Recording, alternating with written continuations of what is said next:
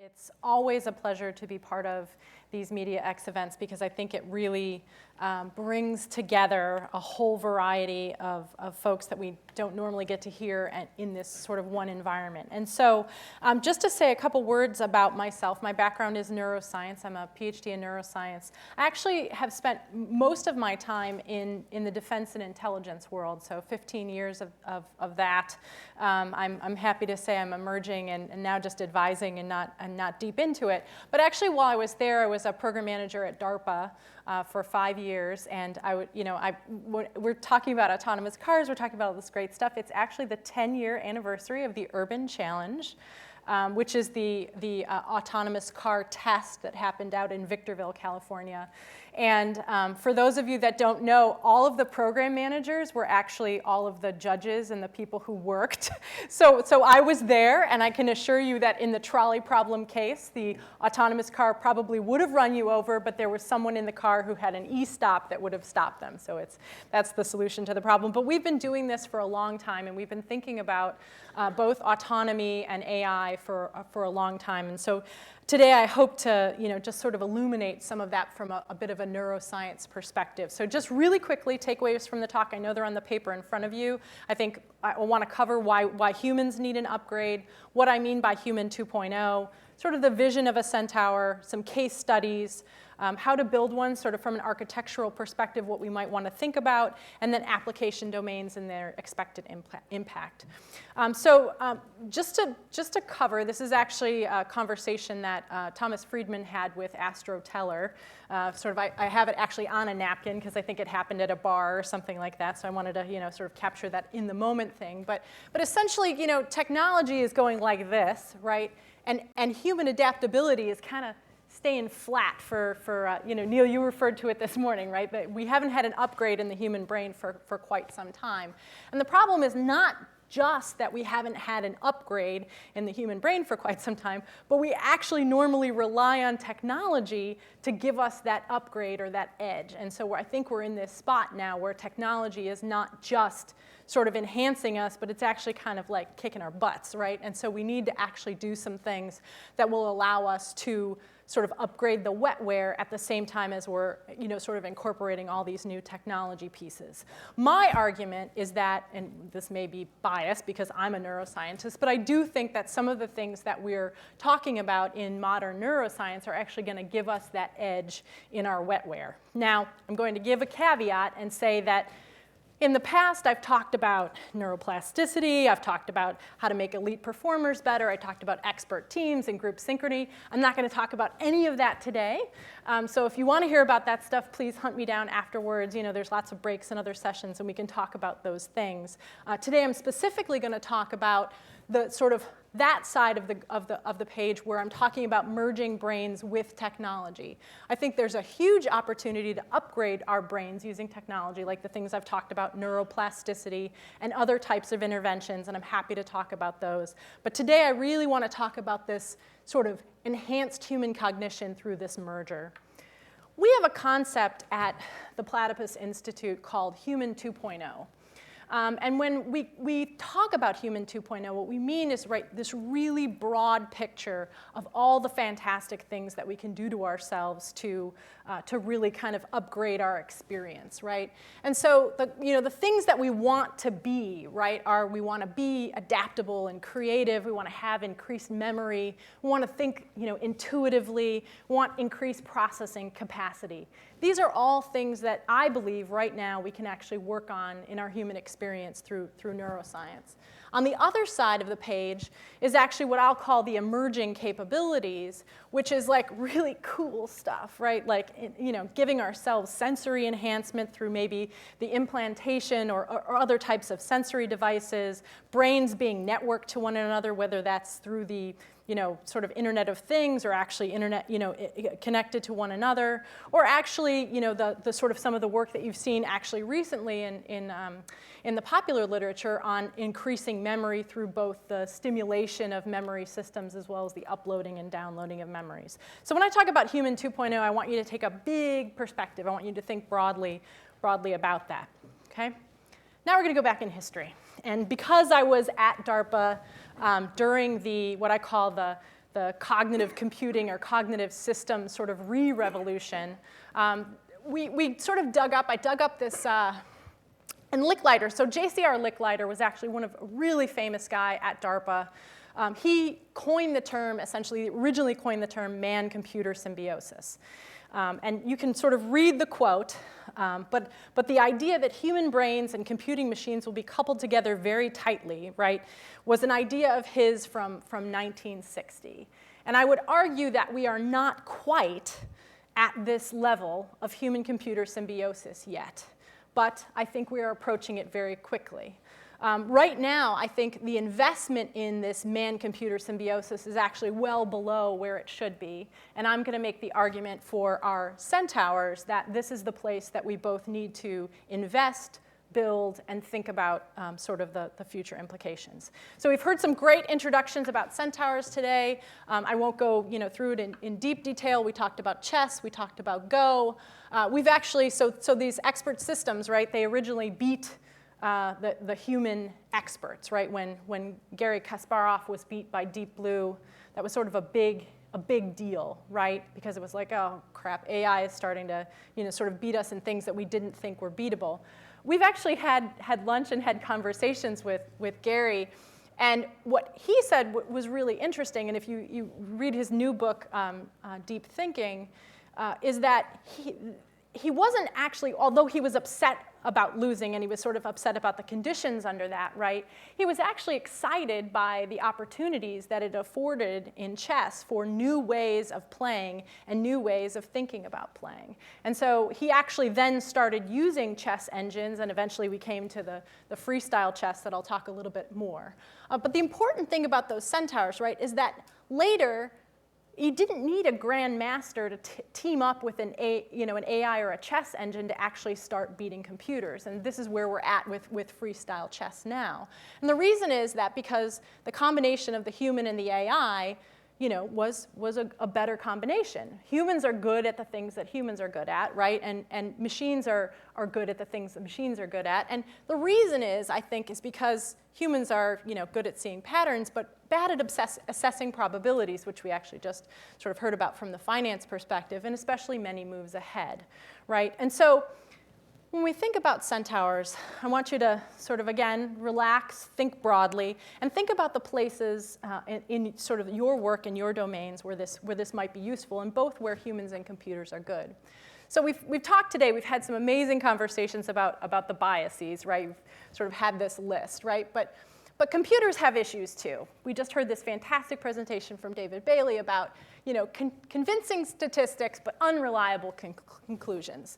One of my favorite charts is actually here, very tight correlation between the divorce rate in Maine and the per capita consumption of margarine. I mean, that's like rock solid right there. But the point is that it is possible to create spurious statistical correlations, right, that have very spurious conclusions, but they're pretty tight. The other thing is, that young boy is holding a baseball bat there. No, he's not. He's actually holding a toothbrush, and we talked about computer vision and other things.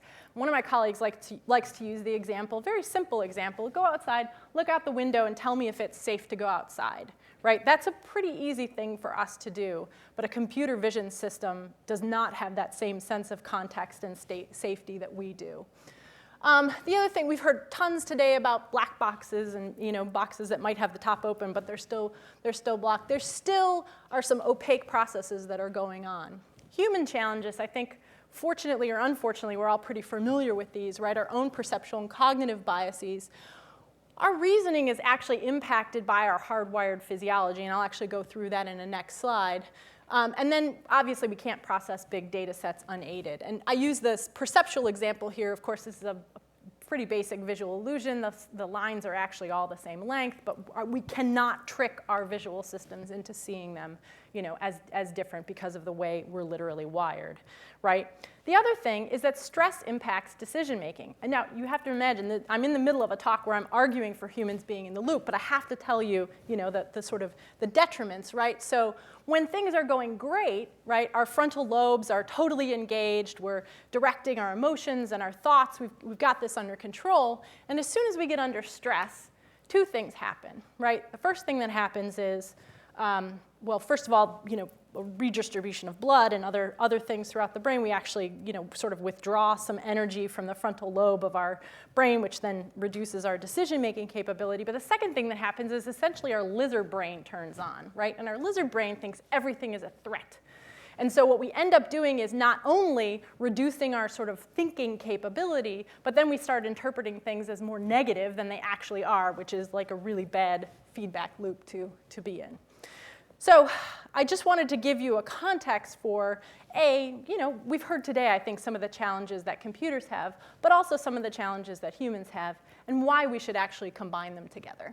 So I think we should combine them together because it's the places where, we talked about chess, right? And I don't necessarily want to go through that example again because we've talked about it, but in the case where the answer is not a one answer, right? There's no right answer. In chess, the moves are complex, but the outcome is sort of a known outcome, right? When we start talking about intelligence analysis, when we start talking about finance, decision-making, things like that, there really isn't one clear answer. And I think in those spaces, that's where we've really seen the combination of these systems coming together and giving us better results with the humans and machines combined together.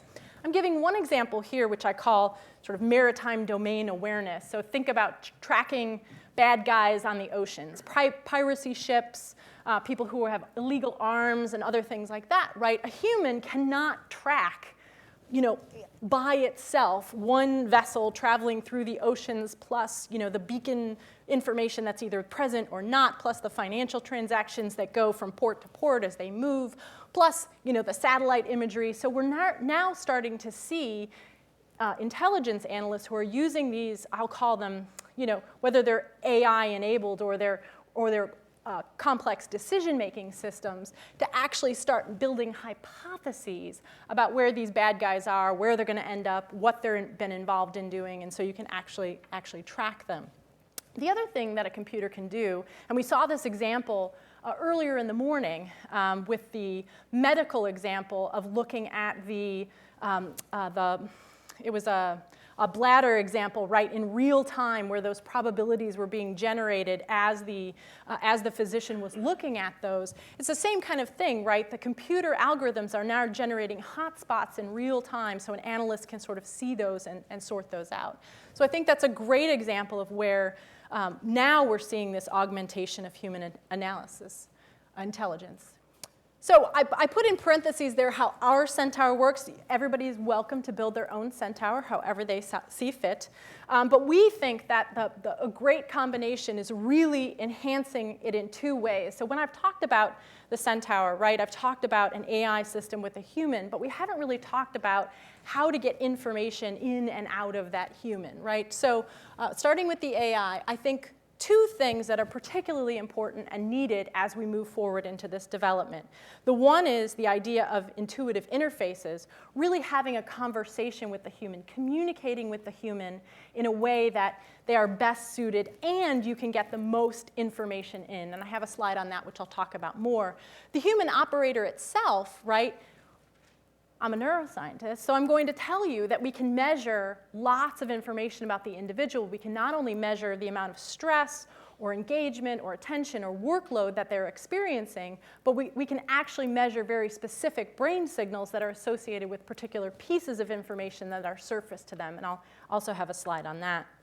So when we talked about the AI systems and engines, again, we're talking about something that's going to augment and not replace human intelligence.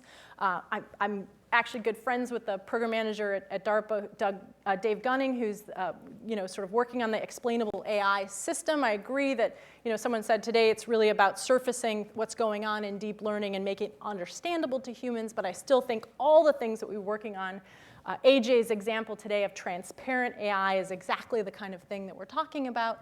But I also think that when you think about where they got to in freestyle chess, right, it wasn't that they were just using one engine and sort of making advances in how they were going to play. They actually were playing with all of the programs at the same time and actually evaluating and looking at which one might have the best move. And so the human was not only involved in evaluating the moves, but figuring out what combination of data might best suit the problem set, I think this is an example of where, as we get to more sophisticated problems, having alternative sources of data and models that actually are influenced by the operator are something of interest. In the computer to human component, we've talked mostly, all the things that we've discussed today have been very much 2D graphs and things that we've seen. There's a whole, sort of plethora of ways that you can interact with a human, whether that's three-dimensional data or multi-dimensional data shown to the individual. Audio, we haven't even talked about the mechanisms that we can use to get into the human brain, haptic touch, even olfaction as an alternative source of data into the human. So I think these are things that we all need to think about when we think about how we're presenting data to individuals, because even presenting things too simply or without the complexity can actually bias the decision making. On the human to computer component, I've talked before about the neuroscience piece. We can measure EEG, we can measure heart rate, eye movements, the behavioral actions. These do not just have to be sensors that are pasted on the human, although I have a slight bias towards that. But we can sense attention and workload and stress and surprise, all of the things that I think would be valuable as we're starting to close the loop on the individual. So I'm going to give you an example. This is actually from one of my programs back when I was at DARPA. This is an example of satellite imagery analysis. And so what we were actually able to do was, so imagery analysts look at huge images, like thousands and thousands of pixels, and they're looking for very specific things in them. What we were able to do was break those huge images up, right? And present them to the analyst very quickly. We were recording their brain signal at the same time, and you could actually measure when a chip passed by at less than a second, 500 milliseconds or faster, when a chip passed by that had a target of interest in it, they had a huge brain signal, especially an expert analyst, that you could then attach that signature to that chip. You could sort those out, right? So that not only was their analysis task faster, but then you could use the images that they selected as part of what could feed into the computer vision system. So the whole system got smarter, right? The brain that directed as to what was interesting. The computer vision system was learning from the human. So then we got into this virtuous cycle where then the computer vision system would start by giving the analyst the most interesting chips, right? Didn't even have to look at the bottom 50% of things, and you got into a very virtuous cycle. This is exciting because it's easy to tell an analyst to look for buildings or ships or cars or whatever, but it's hard for a computer vision system or another system to switch between those. So this is an important result, and for me, one of my first Centaurs that I built. The second example is less of a Centaur, but more about human optimization, which is another program at DARPA was looking at accelerated learning, experts versus novices. Turns out the brains of experts actually look different than the brains of novices, and you can use that information, those brain signals, in a neurofeedback paradigm to actually train people to get better at that particular task. This was in marksmanship, and so it's a very physical task, but the experts could put themselves into that zone, into that state at will. And you could essentially train novices to put themselves into that zone. So I think both from these perspectives, both in terms of individual signatures as well as sort of these zones or states that people go into, a very important contribution of neuroscience into the Centaur, what I call conversation. I think we're going to have a panel just following this about this conversations with AI. But what I've hoped to sketch out for you today is a closed loop system where you're actually having a natural interaction and conversation. The system understands something about you. You're getting communicated to in a way that's very natural and perhaps even a higher bandwidth than what we're used to. And actually really sort of closing the loop in a way that really improves the performance. Again, I think we're talking about situations where it's not just a one single answer, but there's there's a variety. There's a new program, or actually an ongoing program, I should say, at DARPA called Communicating with Computers, where the challenge problem is actually a physical problem, right? Where I think, humans and computers are trying to move, solve a task or move blocks around together. So we're starting to get into this space, but it hasn't been combined, I think, with the larger loop of AI and where the human operator or state is. So just to finish, I wanted to talk about some application domains. Again, you're welcome to project into my Centaur, sort of idea the things that you're most interested in. Certainly finance, I think, is actually, for a Centaur, is actually one of the places that we're most interested in developing it. We've actually had some conversations in that space, and I think there's some interest. Those two worlds haven't quite merged together yet, and so that's very interesting. Intelligence analysis, mission planning, healthcare we heard today, business itself. The Air Force is actually invested in a concept that they call the wingman, so sort of an assistant or a wingman flying along with you that has an AI capability. And then finally, I wanted to call out something that I heard this morning, and I think is really important, the discovery and creative tasks. And so I'd like to leave you with a quote from Garry Kasparov from his most recent book, Deep Thinking. It says, intelligent machines will continue that process. Essentially, he's saying physical labor like now, right, physical labor was displaced, right? We don't pick cotton, he gave the example, he took us through time in that. Intelligent machines will continue the process, taking over more menial aspects of cognition and elevating our mental lives towards creativity, curiosity, beauty, and joy.